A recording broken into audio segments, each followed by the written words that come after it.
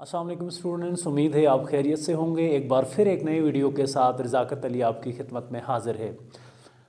आज हम एक नया लेक्चर लेके आपकी खिदमत में हाज़िर हुए हैं। आज हम क्लास 10 की बायोलॉजी और चैप्टर रिप्रोडक्शन पे हमारा लेक्चर होगा। उम्मीद है कि आप पसंद करेंगे। तो आइए लेक्चर की तरफ चलते हैं विदाउट वेस्टिंग एनी टाइम। आज मेरा पहला लेक्चर होगा रिप्रोडक्शन के ऊपर। क्लास 10 की बायोलॉजी पे हम इंशाल्लाह आज लेक्चर दे देंगे। Reproduction means production of individual of same species, यानी एक ही स्पीशी के अफराद को प्रोड्यूस करना, इसको कहते हैं रिप्रोडक्शन। यानी एक ही नस्ल के अफराद का बनना, उनके पैदा करने को रिप्रोडक्शन कहते हैं। लिविंग ऑर्गेनिज्म की अगर हम डेफिनेशन करें जानदार की, तो उस डेफिनेशन में रिप्रोडक्शन का लफ्ज़ ज़रूर इस्तेमाल होता है। यानी लिविंग ऑर्गेनिज्म हम उन जानदार उन ऑर्गेनिजम्स को कहेंगे जिसमें रिप्रोडक्शन की सलाहियत मौजूद हो। तो लिहाजा जब तक कोई भी जानदार रिप्रोडक्शन नहीं करता है तब तक वो जानदार में शामिल ही नहीं होता है। तो लिहाजा लिविंग ऑर्गेनिज्म के फंडामेंटल रिक्वायरमेंट में से एक रिक्वायरमेंट है कि which can reproduce there offspring either may be sexually और एसेक्सुअली। सो अगर हम इम्पोर्टेंस की बात करें रिप्रोडक्शन की, तो क्या है कि it is necessary for the continuation of species. Reproduction की ही वजह से नस्ल आगे बढ़ता है। अगर रिप्रोडक्शन की सलाहियत लिविंग ऑर्गेनिज्म में मौजूद नहीं होती तो शायद लिविंग ऑर्गेनिज्म का जो नस्ल है वो आगे ना बढ़ता। आज हम भी मौजूद नहीं होते अगर हमारे आबा व अजदाद में रिप्रोडक्शन की सलाहियत मौजूद ना होती। Second important is it is necessary for the transmission of characteristics from one generation to other.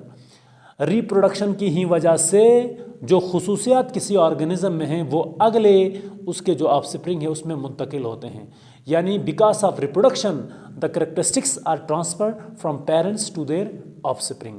जैसे हमारे पास कुछ अच्छी नस्ल के जानवर होते हैं, उनके ऑफस्प्रिंग्स जब बनते हैं तो वो खुसूसियात जो उनके पेरेंट्स में हैं वो ऑफस्प्रिंग्स में भी पाई जाती हैं।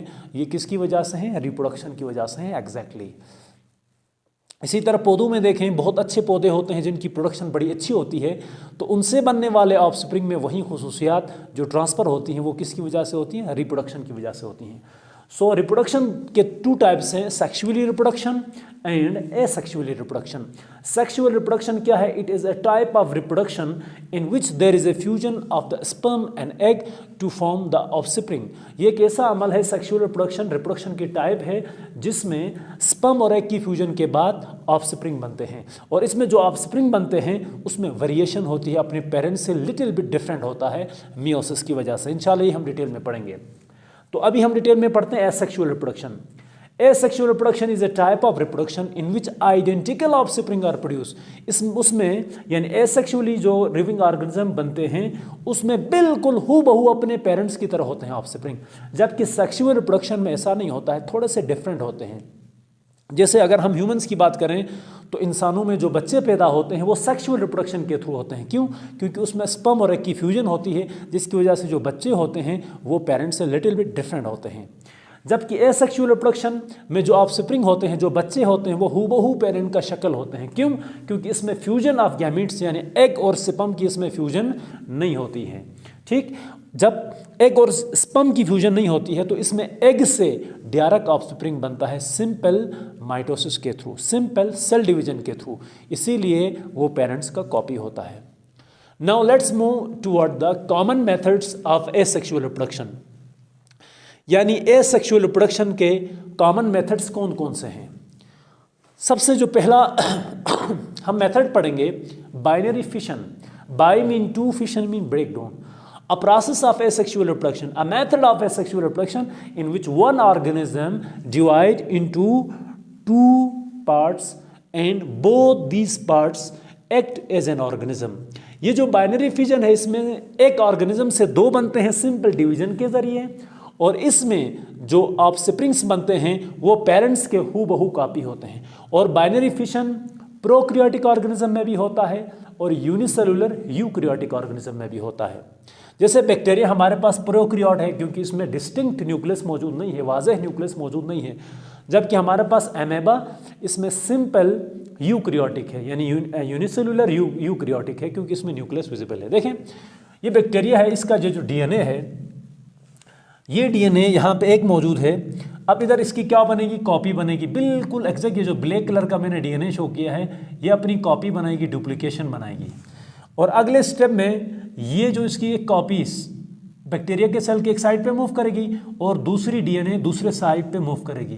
और ये जो बैक्टीरिया का जो मिडिल वाला पोर्शन है ये अंदर की तरफ इन्विजिनेट करेगा, धसेगा, जिसकी वजह से बाद में ये आपस में मिल जाएगा। जब ये मिलेगा तो एक बैक्टीरिया से कितने बने, 2 बैक्टीरिया बने। This is the common method of asexual reproduction, binary fission. Binary fission amoeba में भी देखने को मिलता है।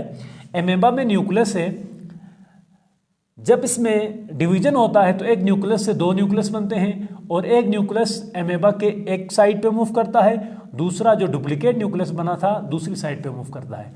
और इनके बीच में साइटोप्लाज्म इन्वेजिनेट होता है, धसता है, जिसकी वजह से finally it break into 2 parts.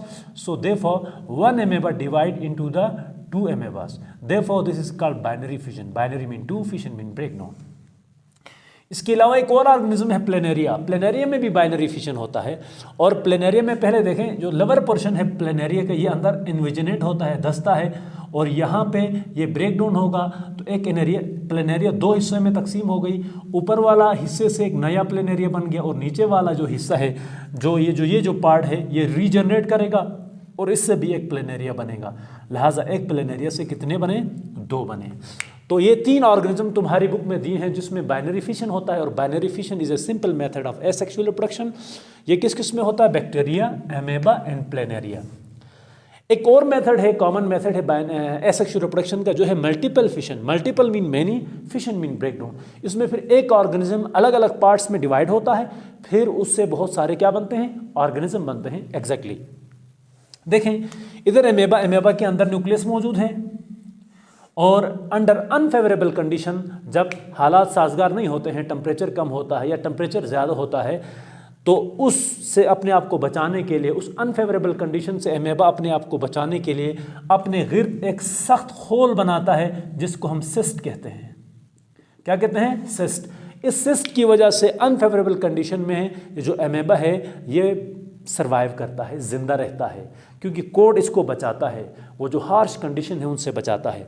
जब माहौल साजगार होगा, कंडीशन फेवरेबल होंगे, फिर ये अपना रिप्रोडक्शन शुरू करता है, अपने बच्चे बनाना, अपने ऑफस्प्रिंग बनाने का जो प्रोसेस है वो शुरू करता है। कैसे, इसके अंदर जो मौजूद न्यूक्लियस है वो डिवाइड होता है रैपिडली इनटू मैनी न्यूक्लियस। फिर हर न्यूक्लियस को छोटा छोटा साइटोप्लाज्म का एक जो पोर्शन है वो घेर लेगा। हर न्यूक्लियस के गिर्द छोटे छोटे क्या करेंगे, साइटोप्लाज्म इस न्यूक्लियस को घेर लेंगे। अब इस न्यूक्लियस के अंदर मौजूद साइटोप्लाज्म का जो रीजन है इसको कंट्रोल कौन करता है, न्यूक्लियस करता है। इस पोर्शन को कंट्रोल कौन करता है, ये वाला न्यूक्लियस। इस पोर्शन को कौन कंट्रोल करेगा, ये वाला न्यूक्लियस। जब इस तरह बहुत सारे छोटे छोटे एमेबा बनेंगे, फिर ये जो सिस्ट है ये ब्रेक डाउन होगा और बहुत सारे जो एमेबा हैं ये बाहर क्या हो जाएंगे, रिलीज हो जाएंगे। This is the common method of multiple fission.